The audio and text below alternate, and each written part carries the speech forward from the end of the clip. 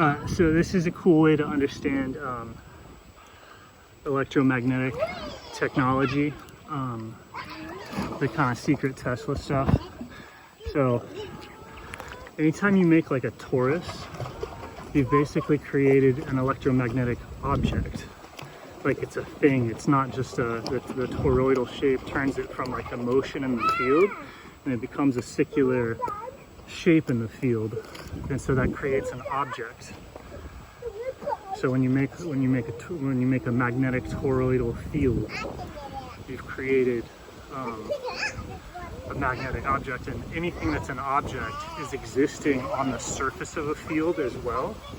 That's the only way it can have existence. It has to be on the surface of a field, and that surface is where you get the vibrations that we call objectness, right?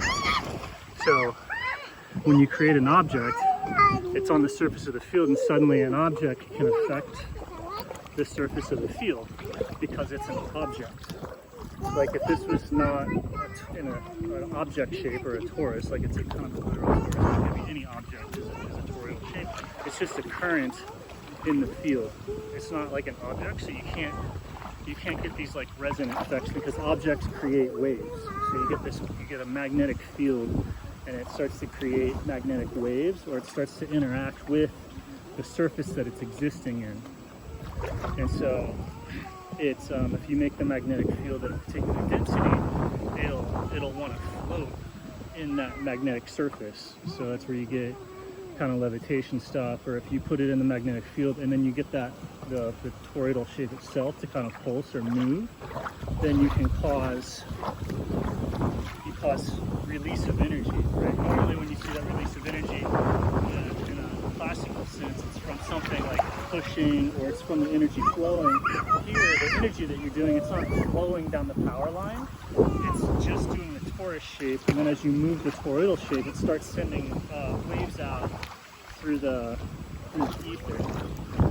So with traditional power stuff, you're moving the electricity through the line, or back and forth, like you're causing a current that's going to and from somewhere, versus powering a toroidal loop, a circuit loop that creates a magnetic object, and then moving that magnetic object to cause like resonant effects or objects, like magnetic object effects, which is exactly like this example. So you can get the whole pool going nuts, or I can send pulses or waves like way down there without actually sending anything down there. I'm not like pushing the object through space. I'm vibrating the object and sending waves through space that go all the way to the other end of the pool.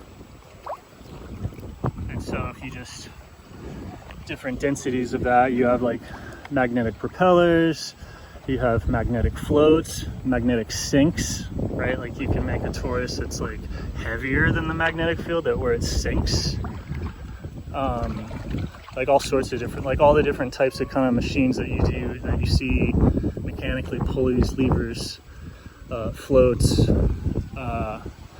like pressure, like swords, wedges, knives. You can do all that. You can make magnetic objects with those same qualities. And then you have like simple magnetic machines kind of